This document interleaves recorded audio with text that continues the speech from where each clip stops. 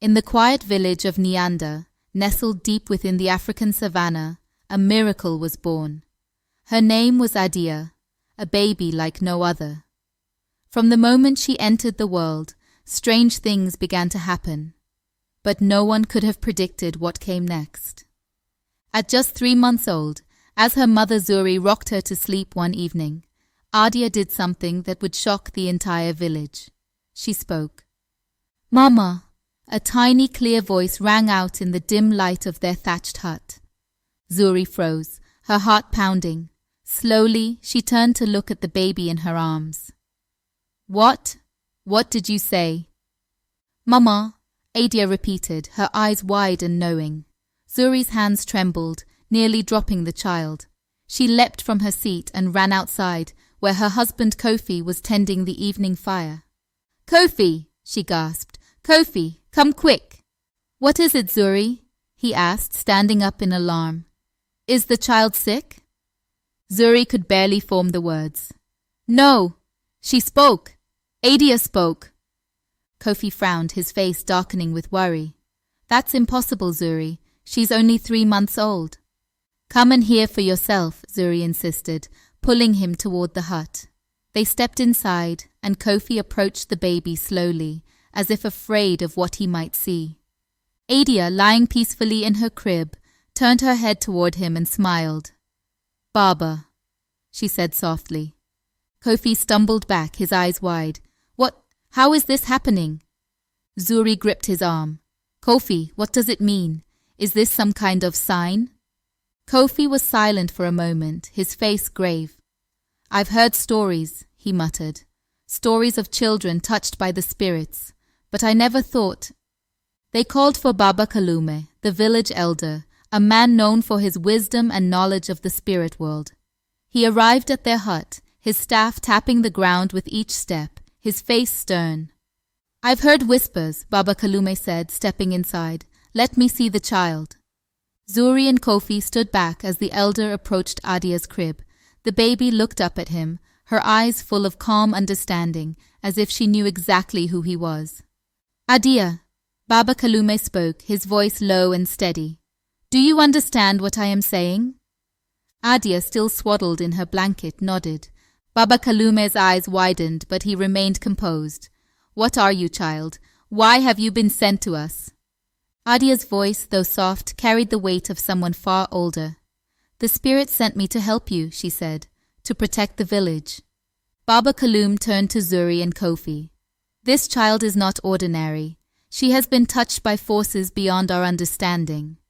"What does that mean for us?" Kofi asked, fear creeping into his voice.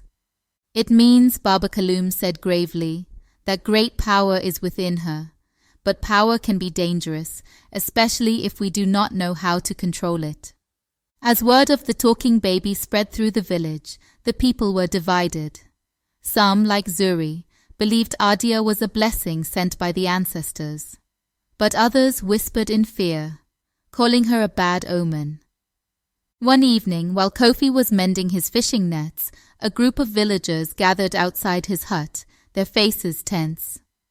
"Zuri," one of the women called out, "you must take the child away. We fear her. No good can come from a baby that speaks like a grown woman." Zuri stood firm at the door. "Adia is no danger to you. She's just a child." "She's not just a child," another man shouted. "She speaks of things she shouldn't know. She warned us of the storm, and look what happened. The crops are ruined." At that moment, Adia's voice rang out from within the hut. "The storm would have come whether I warned you or not. It was not I who brought the rains." The crowd gasped as the 3-month-old spoke in perfect sentences. Baba Kalume, who had been listening nearby, stepped forward, raising his staff to quiet the murmurs. "Enough," the elder commanded. "The child has spoken the truth. She did not bring the storm. She saved those who listened to her."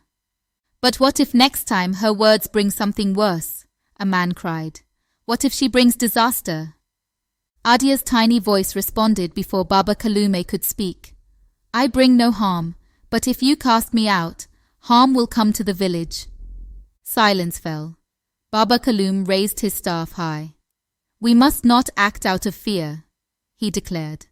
This child has wisdom beyond her years, yes, but she is still one of us. We must protect her, as she has vowed to protect us." Adia looked out at the crowd, her eyes full of calm certainty. "Trust me, and I will guide you." The villagers, still unsure, began to disperse, but from that day on, they watched Adia closely, their fear mingling with awe. As the years passed, Adia's predictions came true time and again. She saved the village from drought, warned them of attacks from rival tribes, and even helped heal the sick with knowledge she could not have known. Her parents, once fearful, now stood proudly by her side. One night, under the full moon, the village gathered again at Baba Kalume's request. The elder spoke to the people with a heavy heart. "We cannot fear what we do not understand," he said. "Adia is a gift, a protector. She has saved this village more times than we can count. She is our future." Adia, now 18 years old but still small for her age, stepped forward. "The spirits chose me for a reason," she said softly. "But I cannot protect you alone. We must work together, as one village, if we are to survive." And so, the village of Nyanda learned to trust the talking child who had once filled them with fear. Adia became their leader, a living legend whose words guided them for generations.